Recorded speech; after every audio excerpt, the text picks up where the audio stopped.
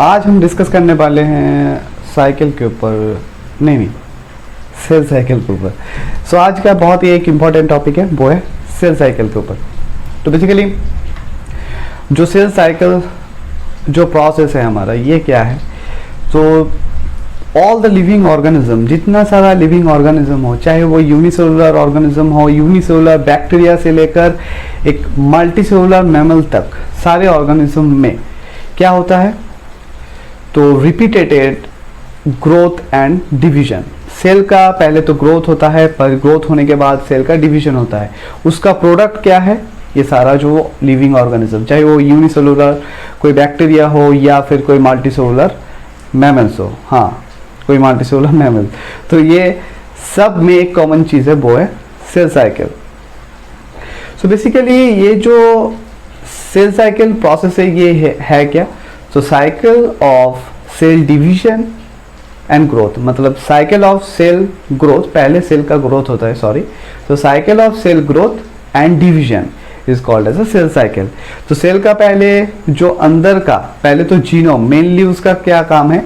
Cell के अंदर क्या है? क्रोमोसोम, जिसको हम डीएनए कहते हैं। उस डीएनए का डुप्लीकेशन होता है। तो मेन मोटो रहता है सेल साइकिल का, उसको डुप्लीकेट करो, डुप्लीकेट करने के बाद उसको दो डॉटर न्यूक्लियस में भेजो, फिर दो डॉटर न्यूक्लियस से दोनों सेल्स, मतलब एक सेल से दो सेल्स तैयार करो। मैंने पहले हो गया ग्रोथ, उसके बाद उसको डिवीजन करना पड़ता है। डिवीजन के बाद प्रोडक्ट क्या आता है? एक सेल से दो डॉटर सेल।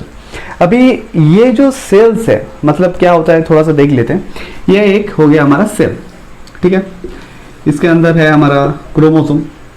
पहले हो गया सेल का ग्रोथ, ये तो पहले से ही बहुत ज़्यादा बड़ा हो गया, इसको थोड़ा सा छोटा करना मांगता था, तो ठीक है, कोई बात नहीं। पहले होगा सेल का ग्रोथ, तो ये और भी ज़्यादा बड़ा हो जाएगा, ठीक है। अभी जब ग्रोथ होगा तब उसके अंदर का जो मैक्रोमॉलिक्यूल्स है उसका भी ग्रोथ होगा, और उसके साथ साथ मेन जो कंपोनेंट है वो क्रोमोसोम, उसका भी डुप्लीकेशन होता है। अभी ये जो क्रोमोसोम का डुप्लीकेशन के बाद क्या होगा? इसका सेग्रीगेशन। सो नेक्स्ट जो है वो है क्रोमोसोम। क्रोमोसोम का क्या होगा? तो सेग्रीगेशन होगा। क्रोमोसोम का क्या है? तो सेग्रीगेशन। सो क्रोमोसोम सेग्रीगेशन हो गया, फिर दोनों जगह अपना अपना जगह जो क्रोमोसोम है वो चला गया, ठीक है, इधर ये। उसके जाने के बाद क्रोमोसोम 2 नंबर में क्या होगा? क्रोमोसोम का सेग्रीगेशन हो गया, 2 डॉटर न्यूक्लियर भी बन गया। अभी इससे क्या होगा? ये तो कुछ भी नहीं है, अभी इसको डिवाइड करना पड़ेगा, डिवीजन। थर्ड फेज में क्या होगा? Cell division. डिवीजन का काम क्या है? एक को साइटोप्लाज्म को डिवाइड करो, 1 से 2 बनाओ। ये तो इधर हो गया, और दूसरा इधर सेम साइज का बनेगा दोनों, ठीक है, दोनों सेम साइज। ये हो गया 1, ये हो गया 2। सो ये है कंप्लीट साइकिल। पहले तो हो गया सेल को हमें ग्रोथ करना है, ग्रोथ करने के बाद सेल का क्या होगा? जो क्रोमोसोम है, जो डुप्लीकेशन हुआ है, उस क्रोमोसोम को हमें सेग्रीगेट करना है। तो क्रोमोसोम का सेग्रीगेशन बाद सेल डिवीजन होगा। सो ये है टोटल सेल साइकिल का फंडा। सेल साइकिल का ऑल द यूकैरियोटिक सेल्स है, उसमें G1, S, G2 और M फेज, मेनली ये जो फेज है यही पाया जाता है। तो अब की बार अगर आप सोचते हो आपकी गर्लफ्रेंड के साथ आपका कोई मतलब सिमिलरिटीज़ नहीं है, तो एक बात हमेशा याद रखना, एक सिमिलरिटीज़ आपके गर्लफ्रेंड के साथ आप है, क्योंकि उसके सेल के भी अंदर G1, S, G2, M phase है, और आपके भी अंदर वही फेज है। तो घबराना की ज़रूरत नहीं है, सिमिलरिटीज़ है, बहुत इंपॉर्टेंट सिमिलरिटीज़ है। तो ठीक है, अभी ये तो हो गया सेल साइकिल के बारे में। अभी G1, S, G2, M है। इसमें क्या होता है? जो S फेज और M फेज एक बहुत ही इंपॉर्टेंट फेज है सेल साइकिल का। S फेज और M फेज एक बहुत ही इंपॉर्टेंट फेज है, क्योंकि सारा जो मसला वहीं पर ही है। S फेज नियर अबाउट, जो S फेज है वो नियर अबाउट 10 to 12 आवर तक ले लेता है, ठीक है। दूसरी तरफ M फेज वो नियर अबाउट, बहुत ज़्यादा, नियर अबाउट 1 आवर आप पकड़ के चल सकते हो, ठीक है। तो फेज कौन सा है? पहले तो हो गया G1 फेज, फिर आएगा कौन? फिर आएगा S फेज, ठीक है, उसके बाद G2 और M। ये जो चारों फेज है, ये जो most of the eukaryotic cells है उसमें कॉमन फेज है। सेल साइकिल का जो टाइमिंग है वो डिफर हो सकता है, पर सेल साइकिल का जो मेन जो फेजेस है वो सेम ही रहता है। ये तो हो गया एम फेज। अभी एम फेज का टू मेजर स्टेप्स है, मतलब दो डिवीजन है एम फेज का। एम फेज का दो डिवीजन को हम उसको बांट सकते हैं। सो एम फेज का दो डिवीजन, एम फेज जो है उसका दो डिवीजन, मेजर डिवीजन है। एक तो हो गया न्यूक्लियर डिवीजन। न्यूक्लियर डिवीजन को हम और भी एक नाम से कह सकते हैं, वो उसका नाम है माइटोसिस। सो न्यूक्लियर डिवीजन को हम क्या कह सकते हैं, माइटोसिस। दूसरी तरफ और एक है वो डिवीजन, क्या है, साइटोकाइनेसिस। साइटोकाइनेसिस काम सारा करता है कौन, न्यूक्लियर डिवीजन पर नाम लेके चला जाता है कौन, साइटोकाइनेसिस। क्योंकि अगर जितने तरफ साइटोप्लाज्म का डिवाइड नहीं होगा, दोनों सेल नहीं बनेगा, कुछ काम नहीं होगा। तो न्यूक्लियर डिवीजन बहुत ज़्यादा काम करता है। तो न्यूक्लियर डिवीजन में क्या होता है, क्रोमोसोम का सेग्रीगेशन होता है, और साइटोकाइनेसिस में क्या होता है, जो साइटोप्लाज्म है उसको, मतलब जो डॉटर न्यूक्लियर बना है उसको डिवाइड करना। अभी ये जो न्यूक्लियर डिवीजन है, न्यूक्लियर डिवीजन हम जानते हैं इसको हम 4 फेजेस में डिवाइड करते हैं। ऑलरेडी इसके लिए एक वीडियो बना चुका है, जो वो इंग्लिश में है, आप जाकर डिस्क्रिप्शन में चेक कर सकते हैं। तो ये जो न्यूक्लियर डिवीजन है, फिर भी हम थोड़ा बहुत डिस्कस कर लेते हैं। न्यूक्लियर डिवीजन और माइटोसिस को हम 4 फेजेस में बेसिकली उसको डिवाइड करते हैं। पहले तो हो गया प्रोफेज, उसके बाद metaphase, anaphase and last one that is telophase. Telophase के बाद कौन आता है, साइटोकाइनेसिस। सो प्रोफेज में क्या होता है, प्रोफेज में जो हमारा क्रोमोसोम्स है, जो डीएनए मॉलिक्यूल्स है, वो कॉन्डेंस्ड रॉड लाइक एक स्ट्रक्चर क्रिएट करता है, एक पेयर्स। सो उसको हम कहते हैं सिस्टर क्रोमेटिड। तो सिस्टर क्रोमेटिड पेयर में मिलता कहाँ है, प्रोफेज में। वो सिस्टर क्रोमेटिड एक के साथ एक जुड़ा कैसे रहता है, जुड़ा रहता है, एक लिंकेज प्रोटीन है, वो लिंकेज प्रोटीन का नाम क्या है, कोहेसिन। सो कोहेसिन की वजह से ये जुड़ा हुआ रहता है। अभी ये तो हो गया प्रोफेज में। प्रोफेज के बाद कौन आता है, मेटाफेज। मेटाफेज भी एक बहुत ही इंपॉर्टेंट फेज है। मेटाफेज में क्या होता है, जो न्यूक्लियर एनवेलप है वो डिसअसेंबल होना चालू हो जाता है। ऑलरेडी वो प्रोफेज में लास्ट में वो डीअसेंबल होना चालू हो जाता है, फिर भी मेटाफेज में इसको टोटली डीअसेंबल किया जाता है। इसको डीअसेंबल करने के बाद जो हमारा क्रोमोसोम्स है, क्रोमोसोम का एक पर्टिकुलर रीजन है जिसको हम यहाँ पर देख सकते हैं, उसको हम कहते हैं काइनेटोकोर। जो ग्रीन वाला रीजन है वो है काइनेटोकोर रीजन। इस काइनेटोकोर रीजन के साथ जो माइटोटिक स्पिंडल है वो आके बाइंड करता है। इस माइटोटिक स्पिंडल के साथ ये काइनेटोकोर बाइंड करने के बाद उसको जो इक्वेटर रीजन है बीच में, जैसे आप डायग्राम में देख सकते हो, बीच में उसको लाया जाता है, इक्वेटर रीजन में लाया जाता है। ये तो हो गया हमारा मेटाफेज। मेटाफेज के बाद कौन आता है, फेज जो है एनाफेज। एनाफेज में क्या किया जाता है, जो सिस्टर क्रोमेटिड्स ऑलरेडी जो क्रोमेटिड्स है हमारा बीच में है, मतलब इक्वेटर रीजन है, उसको दोनों जो अपोजिट पोल में लिया जाता है। कौन लेके जाएगा, तो लेके जाने के बाद माइटोटिक स्पिंडल का शॉर्टनिंग होता है और कुछ और ऐसा भी प्रोसेस होता है। उसके बाद वो हम जो साइटोस्केलेटन जब पढ़ेंगे वो डिटेल में पढ़ेंगे। तो बेसिकली एनाफेज में होता क्या है, जो सिस्टर क्रोमेटिड के जो बीच का जो कोहेसिन है उसको ब्रेक डाउन किया जाता है। कोहेसिन को ब्रेक डाउन क्यों किया जाता है, क्योंकि वो एक के साथ एक चिपका हुआ रहता है। कोहेसिन को अगर ब्रेक डाउन करे तो वो अपोजिट पोल में मूव होता है। जैसे एक जीएफ और एक मतलब गर्लफ्रेंड बॉयफ्रेंड को अगर आपस से दूर करना है तो उसको अंदर से कुछ जला दो। अगर बॉयफ्रेंड अगर बेस्ट फ्रेंड को कुछ आपस में मतलब दरार रहना है तो कुछ ऐसा करना पड़ता है बीच में। तो ऐसे ही बीच में करो मत, ऐसे बता रहा हूँ। तो ऐसे ही बीच का जो दीवार है उसको तोड़ा जाता है, कोई सी बीच का जो लिंकेज है उसको तोड़ा जाता है। फिर जो हमारा सिस्टर क्रोमेटिड ऑपोजिट पोल में जाता है, और जाने के बाद जो ऑपोजिट पोल में जाने के बाद नेक्स्ट जो फेज है वो तो चला जाता है एनोफेज में, ऑपोजिट पोल में जाते रहता है। टेलोफेज में वो तो ऑपोजिट पोल में जो क्रोमोसोम से वो तो पहुंच गया। पहुंचने के बाद एक डॉटर जो न्यूक्ली है उसका रीअसेंबल होता है, मतलब न्यूक्लियर फॉर्मेशन, जो न्यूक्लियर एनवेलप है उसका रीफॉर्मेशन होता है, उसका रीअसेंबल होता है। कौन फेज में, तो टेलोफेज में। डॉटर न्यूक्लियर ऑलरेडी हमारा बन गया, कहाँ पर, टेलोफेज में ऑलरेडी जो डॉटर न्यूक्लियर है वो तो बन गया। अभी ये तो हो गया हमारा न्यूक्लियर डिवीजन पार्ट का, पर सारा काम कहाँ हुआ, न्यूक्लियर डिवीजन पार्ट का। पर साइटोकाइनेसिस एक बहुत ही इंपॉर्टेंट पार्ट है, सारा क्रेडिट यही लेके जाता है, क्योंकि अभी डॉटर न्यूक्लियर बन तो गया पर अभी दोनों सेल नहीं बना। दोनों सेल बनने के लिए साइटोकाइनेसिस बहुत ही इंपॉर्टेंट पॉइंट है। इसमें क्या कॉन्ट्रैक्टाइल रिंग फॉर्मेशन होता है, कॉन्ट्रैक्टाइल जो रिंग है उसका कॉन्ट्रैक्शन होता है, क्लीवेज फारो फॉर्मेशन होता है, एक्टिन और जो मायोसिन उसका काम है, उसके काम से एक पिंच ऑफ प्रोसेस होता है। उसमें क्या होता है, जो डॉटर सेल एक के साथ एक अलग हो जाता है, एक सेल से दो डॉटर सेल हमारा बन जाता है कौन प्रोसेस में, तो साइटोकाइनेसिस प्रोसेस है। अभी तो हो गया ये G1, AS, G2 और एम फेज। अभी ये जो G1 फेज है एक बहुत ही इंपॉर्टेंट फेज है, एक मेजर स्टेप कहा जाता है इस फेज और एम फेज के बाद, क्योंकि G1 phase extra cellular environment से बहुत ज्यादा प्रभावित होता है। एक्स्ट्रा सेलुलर एनवायरनमेंट अगर ठीक ना रहे, बाहर से अगर कोई अदर सेल से कोई सिग्नल ना मिले, तो ये एक दूसरा स्टेट में चला जाता है, जिसको हम कहते हैं रेस्टिंग स्टेट, इसको कहते हैं G0 स्टेट। सपोज बाहर बहुत ज़्यादा बारिश हो रहा है, तो आप बाहर बारिश में नहीं जा सकते, तो बारिश में नहीं जाने के बाद आप घर में रहोगे या जहाँ पर हो वहाँ पर रहोगे, तो कुछ आवर्स तक रह सकते हो। पर यहाँ पर जी जो फंडा, सेल का फंडा कुछ और ही है। जब तक बाहर का इन्वायरमेंट फेवरेबल नहीं होगा, जब तक बाहर से कोई सिग्नल उसको नहीं मिलेगा, तो सेल उसको G1 फेज में रखेगा। G1 फेज से उसको G0 में भेज देगा। तुम G0 में बैठे रहो, चाहे वो आवर्स हो, डेज हो, या फिर वीक्स, इवन ईयर्स। कुछ सेल तो ईयर्स तक रहता है, कुछ सेल तो G0 रेस्टिंग स्टेट में ही रह जाता है, क्योंकि वो डिवाइड नहीं कर पाता, उसको जो चाहिए वो तो नहीं मिलता। तो जब तक वो मर नहीं जाता, वो कहाँ रह जाता है, G0 स्टेट में रह जाता है। अभी नेक्स्ट एक इम्पॉर्टेंट है, हमें जो डीएनए कंटेंट है, किसी सेल का डीएनए कंटेंट हम एनालिसिस कैसे कर सकते हैं। तो बेसिकली बहुत सारे एक्सपेरिमेंट, एक इम्पॉर्टेंट एक्सपेरिमेंट है ये कि एक डाई है, उस डाई को भेज दीजिए।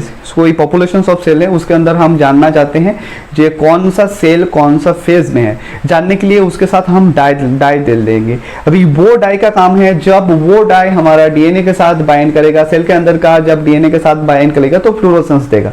तो जितना ज़्यादा फ्लोरोसेंस होगा, तो आप समझ लीजिए वो सेल के अंदर उतना ज़्यादा डीएनए है। जैसे आप ये ग्राफ में देख सकते हो, जितना ज़्यादा फ्लोरोसेंस उतना ज़्यादा उसके अंदर डीएनए है। तो ऐसा देखा गया है, कुछ सेल बहुत ज़्यादा फ्लोरोसेंस दे रहा है, इसका मतलब वो सेल में क्या है, वो सेल्स G2M फेज में रह सकता है। कुछ सेल का फ्लोरोसेंस इंटरमीडिएट है, इससे हम पता लगा सकते हैं वो अभी S फेज में, क्योंकि S फेज में कंप्लीट रेप्लिकेशन नहीं होता, क्योंकि रेप्लिकेशन चल रहा है, इसलिए डीएनए का जो कंटेंट है वो भी कंपैरेटिवली इंटरमीडिएट है। कुछ सेल्स ऐसा है वो बहुत ही कम फ्लोरोसेंस दे रहा है, वो है G1 फेज में, क्योंकि अभी रेप्लिकेशन से नहीं शुरू हुआ है, डीएनए का सिंगल कॉपी है, तो इसलिए फ्लोरोसेंस का जो अमाउंट है वो भी कम होता है। तो ये तो हो गया फ्लोरोसेंस का। हम फ्लोरोसेंस देख के पता लगा सकते हैं ये सेल कौन फेज में, ये सेल कौन फेज में है। और एक चीज पता लगा सकते हैं कि कौन सा फेज का लेंथ कितना है कोई एक पर्टिकुलर पॉपुलेशन ऑफ सेल में। लेंथ कैसे पता है, तो हमें जब हम पॉपुलेशन ऑफ सेल को देखते हैं तो देख रहे हैं कि उसका मैक्सिमम नंबर जो सेल्स है, मैक्सिमम है वो G1 फेज में है। ऐसे हम कह सकते हैं कि मैक्सिमम नंबर जो सेल्स में उसको G1 को पार करने के लिए उसको ज़्यादा टाइम लग रहा है, मतलब G1 फेज ज़्यादा टाइम लेता है, मतलब G1 में ज़्यादा टाइम इन्वेस्ट करता है सेल, क्योंकि वो प्रिपरेशन एक फेज है, बहुत ही इंपॉर्टेंट फेज है। इस फेज से मतलब डीएनए सिंथेसिस का पहले बहुत ही इंपॉर्टेंट फेज है, इसलिए G1 का जो ड्यूरेशन है, लेंथ है G1 फेज का, वो G2M जो फेज है उससे कहीं ज़्यादा है। G2M में देखेंगे कि सेल का जो अमाउंट है, अगर कोई population particular population of cell में देखेंगे तो G2M का जो अमाउंट है, सेल का अमाउंट है, वो कम रहता है कंपैरेटिवली G1 का बहुत ज़्यादा हाई। तो G2M का जो लेंथ G1 से बहुत ज़्यादा कंपैरेटिवली लो है। साइकिल का जो प्रोसेस वो कंट्रोल कैसे होता है, मतलब कौन सा प्रोटीन है जो रिस्पॉन्सिबल है, ये जो पूरा सेल साइकिल, ये जो कॉम्प्लेक्स प्रोसेस है, इसको कंट्रोल करता है। तो बेसिकली कंट्रोल कौन करता है, साइक्लिन CDK कॉम्प्लेक्स। साइक्लिन और CDK कॉम्प्लेक्स ये जो पूरा सेल साइकिल का ये कंट्रोल करता है। डिफरेंट टाइप्स ऑफ CDK का जो कॉन्सेंट्रेशन रहता है वो तो सेम रहता है, पर मतलब ये तो सपोज साइक्लिन जो CDK का जो कॉन्सेंट्रेशन है वो तो ऊपर नीचे होता है, पर सपोज ये हो गया CDK का मतलब क्या है, CDK cyclin dependent kinase, cyclin dependent kinase. Kinase का मतलब क्या है, ये फॉस्फेट ऐड कर सकता है, मतलब कोई भी ये है उसको उसके साथ सीडीके अकेला काम नहीं कर सकता, although it is a kinase, पर ये काम नहीं कर सकता। इसको चाहिए कौन होता है, ये कैसे एक्टिवेट होता है वो हम देखेंगे बाद में। इसको चाहिए होता है साइक्लिन, साइक्लिन के बिना ये काम नहीं करेगा। ये दोनों बेस्ट फ्रेंड्स है cyclin. So different types of cyclin है और सीडीके, उसका नाम भी हम डाल देंगे बाद में, हम डाल देंगे उसका चार्ट, तो आप स्क्रीनशॉट ले सकते हो। तो साइक्लिन और सीडीके मिलके एक कॉम्प्लेक्स तैयार करता है, वो है साइक्लिन सीडीके कॉम्प्लेक्स। इस यही जो टोटल सेल साइकिल है इसको कंट्रोल करता है। अभी हम देखेंगे कि कौन कौन साइक्लिन का कॉन्सेंट्रेशन, मतलब हम जानते हैं जो साइक्लिन का कॉन्सेंट्रेशन ऊपर नीचे होता है पूरा सेल साइकिल में, पर सीडीके का कॉन्सेंट्रेशन वो तो सेम रहता है। अभी साइकिल का कॉन्सेंट्रेशन कैसे ऊपर नीचे होता है वो थोड़ा सा देख लेते हैं। जैसे आप ये जो डायग्राम आ रहा है इसमें आप देख सकते हैं कि जब G1 फेज के शुरू में, जब G1 फेज चलता है तब उसके अंदर G1S साइक्लिन का कॉन्सेंट्रेशन धीरे धीरे बढ़ता है। ये G1S साइक्लिन एक बहुत ही इंपॉर्टेंट है। ये सीडीके के साथ बाइंड करने के बाद G1S सीडीके कॉम्प्लेक्स तैयार करता है और सेल को जो फर्स्ट ट्रांजिशन है, मतलब फर्स्ट जो गेट है उसको हम कहते हैं स्टार्ट ट्रांजिशन। स्टार्ट ट्रांजिशन के थ्रू पास करने में बहुत ज़्यादा हेल्प करता है G1S CDK complex. G1S CDK complex मतलब G1S साइक्लिन का कॉन्सेंट्रेशन कब बढ़ेगा?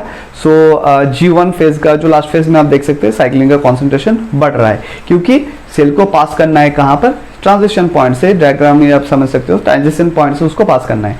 फिर एस फेज में चाहिए किसको? एस साइक्लिन को। सो एस फेज में कौन साइक्लिन का कॉन्सेंट्रेशन बढ़ रहा है ज्यादा? वो है एस साइक्लिन का कॉन्सेंट्रेशन बढ़ रहा है। आप ग्राफ में देख सकते हो एस साइक्लिन का कॉन्सेंट्रेशन जब बढ़ेगा तो क्या होगा? डीएनए रेप्लिकेशन होगा। तो एस साइक्लिन किसके साथ? एक सीडीके के साथ बाइंड करेगा, एक एस साइक्लिन सीडीके कॉम्प्लेक्स तैयार होगा और ये डीएनए का सिंथेसिस जो रेप्लिकेशन प्रोसेस है वो इनिशिएशन में बहुत ज्यादा इंपॉर्टेंट रोल प्ले करता है।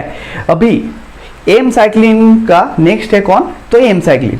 जैसे आप ग्राफ में देख सकते हो एम साइक्लिन का कॉन्सेंट्रेशन ऑलरेडी G2 फेज में बढ़ रहा है, पर G2 फेज में अर्ली जो G2 फेज में एम साइक्लिन इनएक्टिव रहता है। तो एक्टिव कब होता? जब सेल साइकिल का लेट G2 आता है तब एम साइक्लिन एक्टिवेट होता है।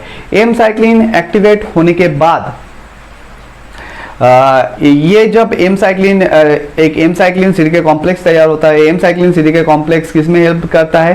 तो G2M ट्रांजिशन पॉइंट है। मतलब एक तो हो गया स्टार्ट ट्रांजिशन, 2 नंबर का ट्रांजिशन को है G2M ट्रांजिशन। G2M ट्रांजिशन में जाने के लिए कौन हेल्प कर रहा है? M cyclin.